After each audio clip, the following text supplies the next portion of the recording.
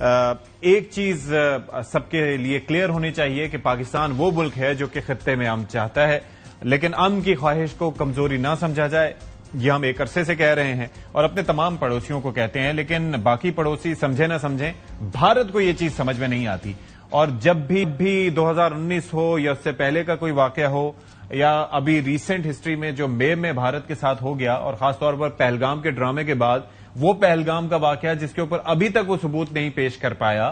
آپ کو یاد ہوگا کہ اس وقت میں پروگرامز کیا کرتا تھا تو میں ہر روز کہتا تھا کہ آج اتنے دن ہو گئے، آج اتنے دن ہو گئے، لیکن بھارت نے کوئی ثبوت نہیں دیا، اور کسی ثبوت نہ ہونے کے باوجود بھارت نے پاکستان کے اوپر ایگریشن کی کوشش کی۔ وہ 4 لوگوں کا جو ٹولہ اس کی جانب سے پاکستان کے اوپر جارحیت کی کوشش کی گئی، جس میں راجناتھ سنگھ، امت شاہ، اجیت ڈوول اور نریندر مودی پیش ہیں، لیکن وہاں پر امبیرسمنٹ ہوئی، 6-7 طیارے گروائے اور اپنا S-400 سسٹم تباہ کروایا، برہموس کی اسٹوریج سائٹ کو تباہ کیا، کنٹرول لائن پہ ورکنگ باؤنڈری پر اپنی پوسٹیں تباہ کی، جو ان کے بٹالین ہیڈ کوارٹرز تھے ان کو تباہ کروایا، اپنے مختلف ایئر بیسز پر ٹھکانوں پر پاکستان کے الفتح میزائل کی بوچھاڑ کروائی، اور پھر اس کے بعد امریکہ کی منتیں کر کے سیز فائر کروایا، لیکن بعد میں یہ ماننے سے بھی انکاری رہے۔ تو ڈونلڈ ٹرمپ نے پہلے تو ان کو امبیرس کیا، بار بار کہتے رہے کہ جی سیز فائر کروایا، پھر بعد میں یہ بھی کہا کہ 5 طیارے پاکستان نے بھارت کے گرائے تھے۔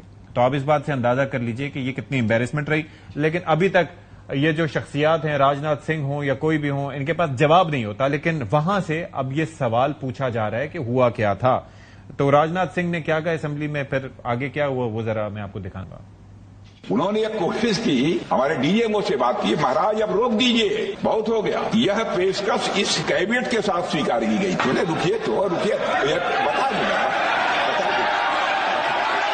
بہت سے سوچنائیں دی انہوں نے، بہت سے جانکاری دی، لیکن رکشا منتری ہونے کے ناطے یہ نہیں کہا کہ پہلگام میں دہشت گرد کیسے آئے، کیسے 5 دہشت گرد وہاں پر جا کر 26 لوگوں کی گولیاں سے چھلنی کرتے ہیں۔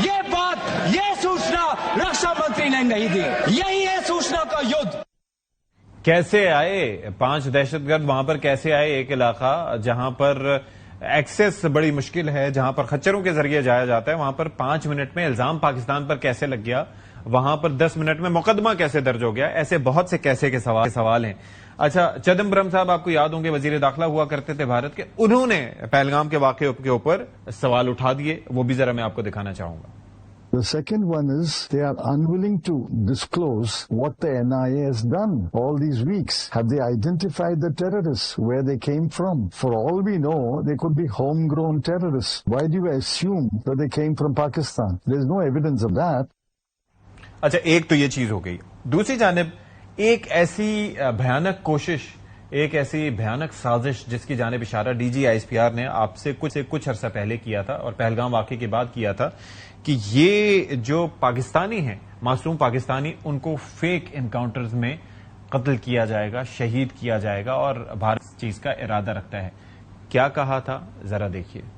There is another important fact that needs to be considered in the situation that the region is facing today, and that is the phenomenon of the fake encounters using the illegally held Pakistani prisoners in India. We have the reports, we have the information that hundreds of Pakistanis being held by the Indians in different jails and locations are used in fake encounters projected as terrorists and infiltrators.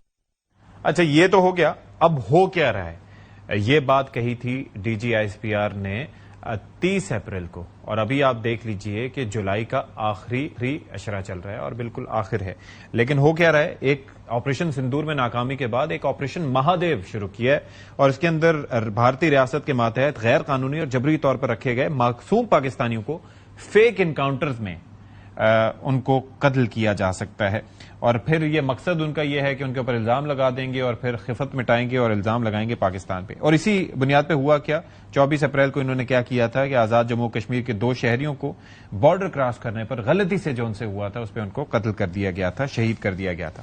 تو general صاحب، let's start with you sir. یہ جو میں نے کہانی سنائی اپنے لوگوں کی میموریز کو ریفریش کرنے کے لیے، یہ تو بڑے پریڈکٹیبل ہوتے جا رہے ہیں انڈینز، کہ سوالوں کے ان کے پاس جواب نہیں ہے، نہ جہاز گرنے کے، نہ ان کے پاس پہلگام کے حوالے سے۔ اب تو چدمبرم صاحب نے بھی سوال اٹھا دیا ہے، تو کیا چاہتے کیا ہیں یہ لوگ؟ شرم کیوں نہیں آ رہی؟ اشفاق صاحب، بسم اللہ الرحمن الرحیم، thank you very much for the invite. میں اس کو یہ کہوں گا کہ فکشن ورلڈ کی جو آپریشن سندور کی انہوں نے فلم بنائی ہے، یا اس کا بالی ووڈ اسٹائل اس کا ایک اگلا سمجھے کہ سیزن ایک اور نکالا ہے انہوں نے، مہادیو، چھوٹا سا سیزن، اور اسی کی کنٹینیوٹی کی ہے. I think Sindoor has brought such a big embarrassment for India, strategic embarrassment to their military, ان کی پولیٹیکل لیڈرشپ، اور خاص طور پہ ان کی جو ڈپلومیسی کو شرمندگی اٹھائی. اور اسی سپیچ میں اگر آج آپ نے غور سے سنا ہو ڈیفنس منسٹر کو، اور اسی سپیچ میں وہ خود بھی مان رہے ہیں کہ ہمیں ویسی سپورٹ نہیں ملی دنیا سے جو ملنا چاہتے. ایس سی او کی وہ جو کانفرنس اس کا ذکر کرتے ہوئے اپنی پارلیمنٹ کی سپیچ میں کہہ رہے ہیں کہ جی میں نے بڑا ہیوبرس اپروچ کے ساتھ وہ کہہ رہے ہیں کہ جی میں نے تو وہ ایجنڈا سائن ہی نہیں کیا، ہم دنیا کا کوئی ایجنڈا سائن نہیں کریں گے جو انڈیا کے خواہشات کے مطابق نہیں ہوگا، کہ جی ہم نے تو there was no joint declaration. یہ شرمندگی انڈائریکٹلی وہ اپنے آپ کو مان رہے ہیں کہ جی ہماری کسی نے سنی نہیں، ہم نے ایجنڈا کہیں نہیں سنی. Nobody was listing. اور ان کی سپیچ کے فوراً بعد جو کانگریس کی طرف سے جو پہلی سپیچ آئی ہے اس میں بڑا کیٹیگوریکلی ان کو کہا گیا ہے کہ دنیا تو تم لوگ کے ساتھ تھی نہیں، امریکہ بھی پاکستان کے ساتھ کھڑا تھا، چائنا اور ٹرکیہ تو کھڑے تھے، ایون رشیا پہ انہوں نے باتیں کی کہ وہ بھی اس کے ساتھ کھڑے تھے، تو یو ہیو فیلڈ. پھر وہ ماضی میں اپنا چلے گا وٹ ایور. اس آپریشن سندور نے اتنی امبیرسمنٹ ان کے لیے لائی ہے. اس کے بیچ میں انہوں نے ایک تو آج ڈیبیٹ شروع ہونی تھی، یہ مہادیو کا کیا، پھر ابھی وہ اس کو کچھ لاجیکل، کیونکہ ابھی کلیم انہوں نے کر لیا کہ سندور جاری ہے، ہم نے ٹیررسٹ کے ہاتھ میں نیوکلیئر کی جو وار ہے وہ ٹیررسٹ کے ہاتھ میں دے دی ہے، کوئی بھی ایکٹ آف ٹیررزم. تو ابھی ریگریس کر رہی ہے، ریگریسو اپروچ ہے. ایک کاف کیا ہے انہوں نے آپریشن بیچ میں سے، ایک تو وہی جو ابھی آپ ذکر کرتے ہیں جس کا D G S P R بھی ذکر کر رہے ہیں کہ آلریڈی لوگ ان کے پاس ہیں، یہ اسی طریقے سے انفولڈ ہوگا، اور اتنے بھونڈے طریقے سے کرتے ہیں کہ اینی بڈی کین پریڈکٹ کہ یہ کیا کرنے جا رہے ہیں اور کیسے یہ ہوگا، اور ویسا ہی ہوتا جاتا ہے. پھر اس میڈیا بھی ان کو پھر پریمپٹ کر جاتا ہے. کئی چیزیں ابھی ہونی ہوتی ہیں تو اس سے پہلے میڈیا ٹائم لائن میں تھوڑا سا آگے چلا جاتا ہے. وہ بھی ادھر ہم نے سین دیکھے. اور اب یہ پروبیبلی یہی کلیم کریں گے، کر بھی رہے ہیں کہ جی وہ 3 جو ٹیررسٹ تھے جو پہلگام میں انوالو تھے ان کو ہم نے مار دیا ہے. وہ جو بھی اس کا ہاشم نامی شخص کو جو فیک انہوں نے کریٹ کیا ہوا ہو ایور اٹ از. تو لیکن اس سے پہلے کوئی ثبوت نہیں. اچھا ان کی ایک اور بھونڈی چیز دیکھیے اشفاق صاحب کہ یہ پہلگام ہوا تب تک نہ ان کی انٹیلیجنس کام کر رہی ہے، نہ ان کی ملٹری میں طاقت ہے، نہ ان کو کوئی انفارمیشن ہے. اور اب اس کے بعد کی جتنی چیزیں ہیں 1 منٹ آفٹر دا انسیڈنٹ آپ ان کو ٹاپ آف دا ورلڈ ایک ایجنسی بھی سمجھتے ہیں، ملٹری بھی سمجھتے ہیں، اور یہ ریئیکٹ بھی کر رہی ہیں اور غصے میں بھی ہیں اور تھریٹن بھی کر رہے ہیں اور پاکستان پہ حملے کی بھی تیاریاں کرتے. It is all crafted, it is choreographed. اسی طریقے سے انفولڈ ہو رہے ہیں. پہلے پلوامہ ہوا، انہوں نے 370 کو پش کیا، ابھی پہلگام ہوا ہے، انہوں نے انڈس واٹر کو پش کیا ہے.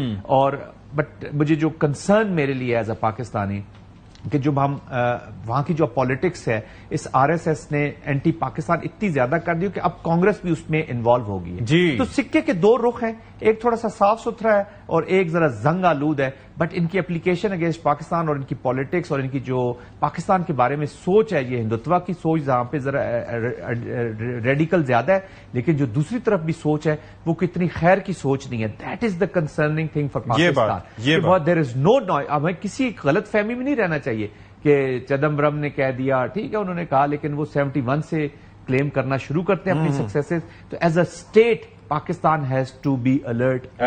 Pakistan has to be alert.